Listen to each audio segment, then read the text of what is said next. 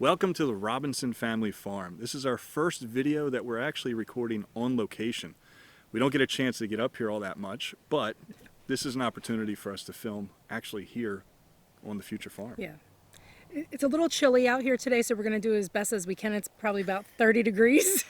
Yeah, it's a little chillier than we Yeah. anticipated. This but is the first time that we've gotten to get up here this year so far. It's the first weekend in April, and we had a good, productive visit so far, and we met with somebody to get an estimate for some land clearing. A more affordable estimate than what we were anticipating, so it's pretty, yeah, it was I wouldn't say actually inspiring, but it was reassuring. very much. For sure. Yeah. We were not sure what to expect in terms of how much they were going to ask, but it was well within our budget. Yeah.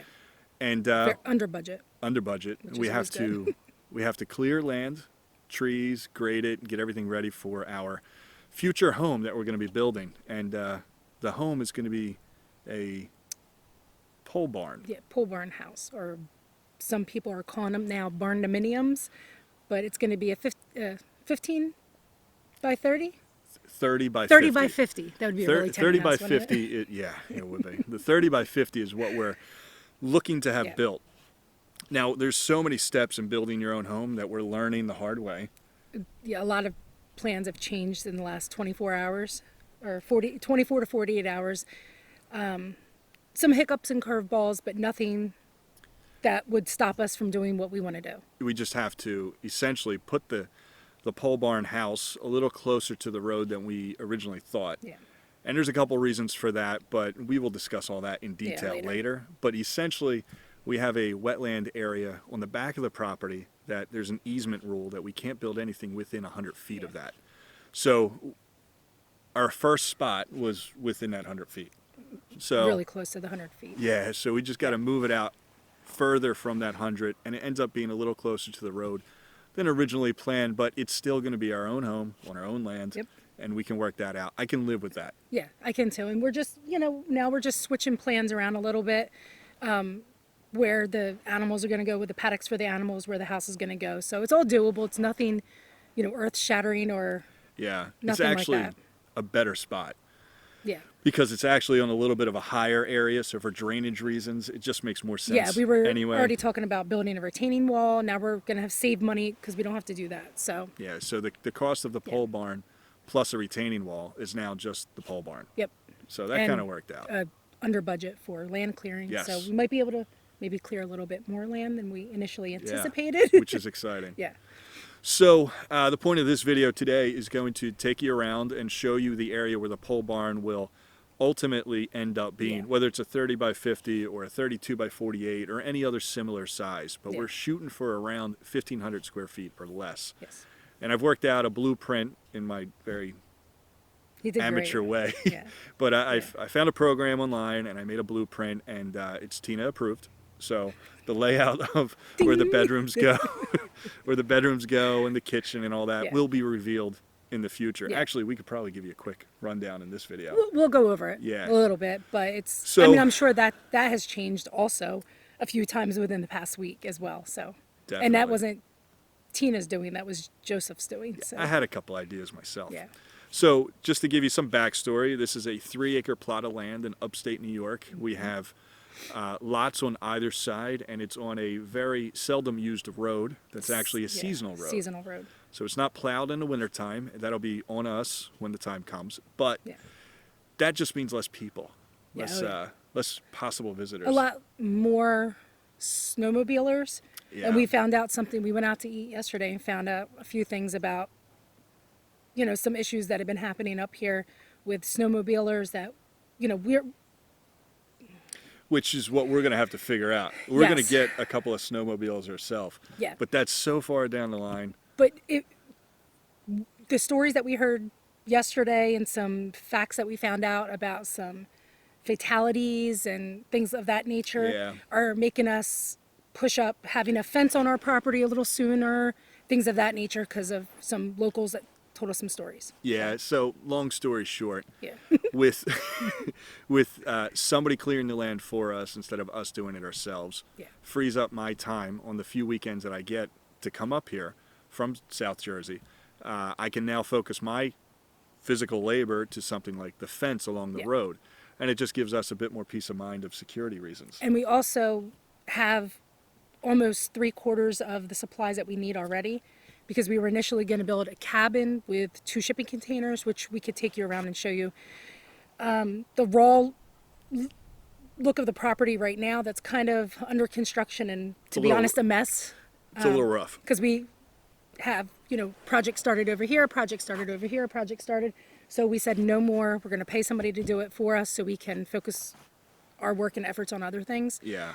So for the fence that's going to go at the front of our property, we already have half the stuff to do that. So we're going to be working on that in the next few weeks. And there'll be videos about all this. Yeah, yeah. So a lot of content coming very soon. This is going to be a lot of work that we could definitely share with everybody. And you want to take them around? Yeah, and show we're them going the pole barn? Walk around the property and show you where we're going to clear out for the paddocks for the animals and where the pole barn house is going to go. All right, so let's do that. Okay.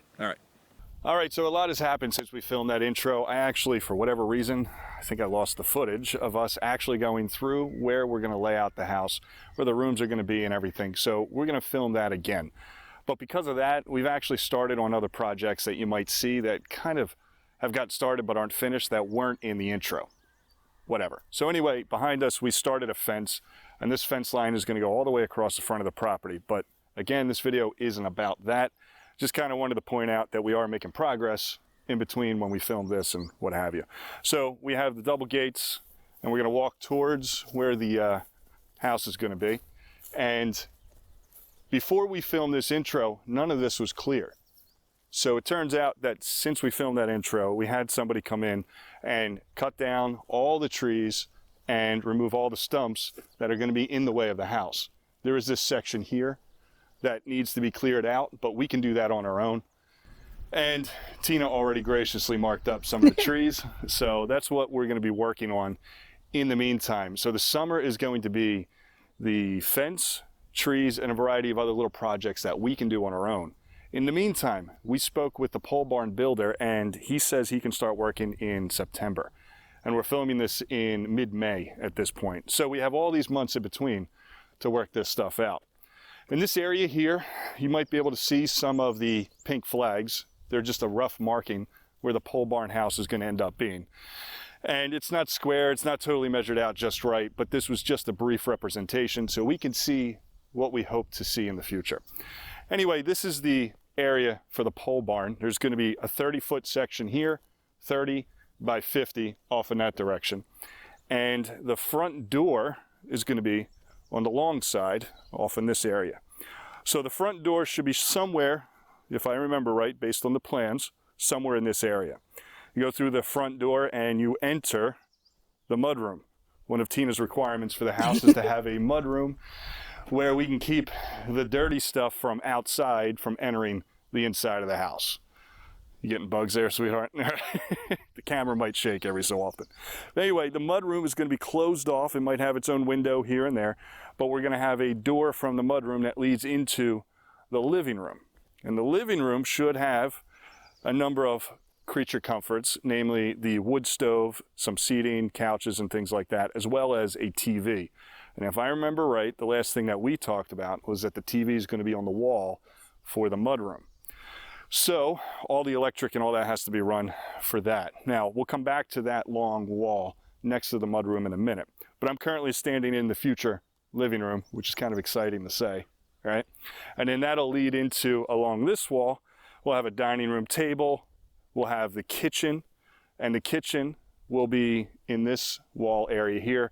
And Tina wants windows facing what is our wetland area on the property. We have a stream that goes back there, so we could have the windows over the sink so she could see that. Next to the sink will be the refrigerator, and next to that will be a sliding glass door set to do nothing but allow for light to come in, and we can also do a cross ventilation system with the front door, the door to the mudroom open, and then the sliding glass door just get some air movement. Sweetheart, you're working the camera. I'm going to ask you some questions. The door from the mudroom to the living room, is that the barn door that we're talking about, or is that the Dutch door that's split? No, we're going to do a Dutch door. Okay, So just the in top case and the bottom? if we have like brooder boxes in the mudroom, the dogs won't be able to get into it, but we can still get the ventilation, cross ventilation. Perfect. So that's why I want the Dutch door. We can open up the top and allow airflow to help keep the temperature comfortable as best as we can. So, corner of the house is in that direction. We're going to have sliding glass doors, refrigerator, cabinetry with a sink, and then we'll have another wall that comes out somewhere around here. All right, so this is the 50-foot wall here. I'm an interior wall.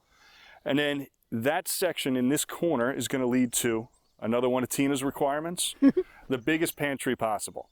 So the pantry is going to have its own door somewhere in this area, and it'll be roughly, if I remember right, 100 and some square feet, 120, 130, something like that. Give or take. If we feel like it's too big, once we start getting it studded out, then we can move the kitchen a little bit, so we have more room in the kitchen and less room in the pantry. Tina is very visual. She needs to see the space, and I'm more of, yeah, that makes sense, just seeing it on paper. She wants to see the walls up. So as we start putting walls up, being that we're building it ourselves, we can move things around. Makes a little bit more sense once we get to that point. Anyway, I'm standing in the pantry, okay? And then there's going to be a wall here, and then if I can walk through that wall magically, now I'm in the bathroom. In the bathroom, we're really building out, preparing for us to get a little older, because we're gonna grow old and retire to this place. So we really need to make sure that being older won't force us to remodel the house in just a few years. So having said that, wide doors throughout the house and a roll-in, walk-in shower. So there'll be no lip, there'll be nothing to step over.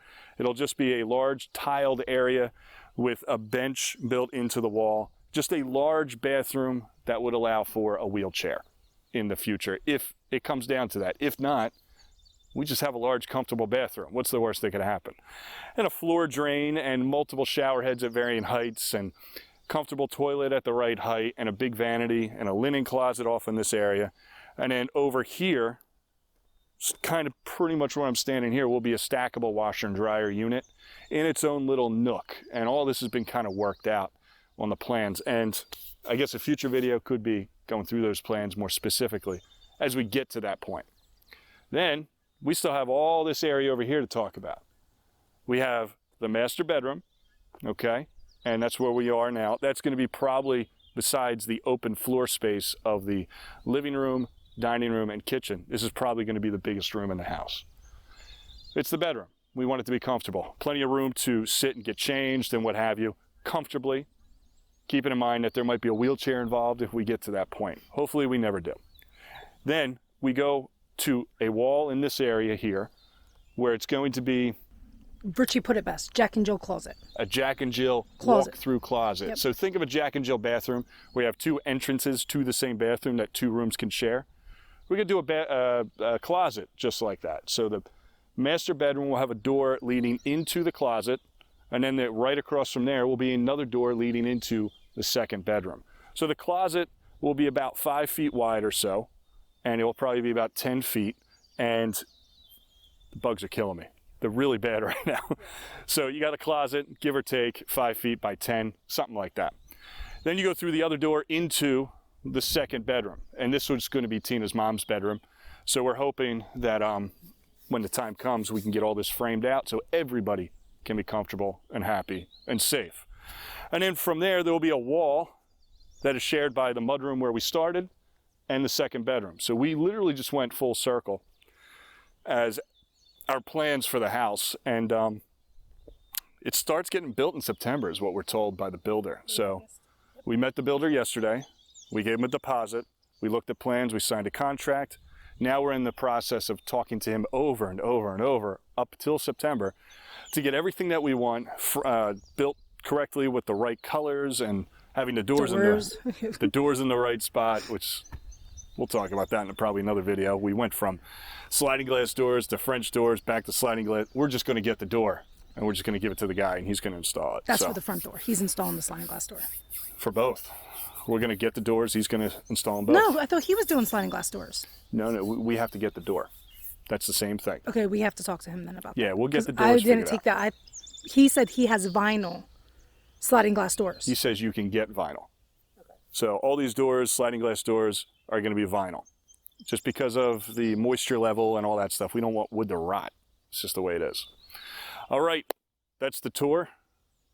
Well, you want to take a look and spin around and see what our backyard looks like currently? This was also cleaned out going down there. A lot of trees were taken out. Yeah, probably several dozen good-sized trees were removed. Well, right over there you can see the pile. Yeah, so there's one pile there, there's another pile over there, and then there's another pile if you spin over to your right, off in that direction. And it's just a matter of doing this in stages. So we're going to get the pole barn built. And in the meantime, while we're waiting for the builder to be available to do that, we have a bunch of little projects that we can do. The rest of these trees, you could show them the trees. So all these trees are breaking up our front yard, so to speak, between the pole barn and the road. Most of them are coming down, if not all of them. No, there's like 3 or 4 that I'm keeping. So we want to keep, sorry. Okay, so there's there's a number of trees that she wants to keep, and we're going to do that. And then that burn pile's got to get taken down. So we'll get that taken care of. So the summer, trees, burn pile, fence, and anything else that we think of. We're also, thank you for reminding me, saving up for and looking for somebody to do the septic system, as well as get a well drilled. So there's a lot of moving pieces here, and we are being really our own general contractors. Having never done this before, it's pretty intimidating and very overwhelming. But it's a lot of discussing, a lot of, what would you like? Is this a good idea? Is that a bad idea? How do we do this? And then when Tina tells me what she likes, I try and figure out how to make it happen. So that's where we are. All right, so that's the house tour. So I guess that was our version of a pre-home tour. Yeah, I guess so. I don't know, hopefully I didn't ramble too much and everyone understood the flow of the layout. It's fine. It's fine. Yeah. They'll get a kick out of it. So that's basically the idea for the overall home. And it's definitely a learning process, very humbling, never having done anything like this, at least on this scale. Exciting, intimidating. Just a little overwhelming right now because it's, for the past couple years, we've had the property and we've kind of been, with life getting in the way, we only get up here a few times a year. We start a project, we don't finish it. We start a project, we don't finish it. We start a project, we don't finish it.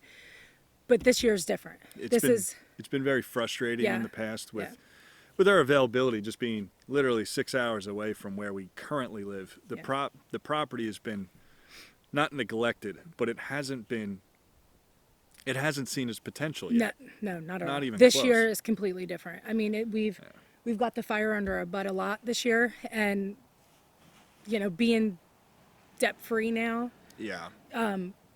It's kind of put the fire more under our butt, seeing how easy it is to have things done quicker.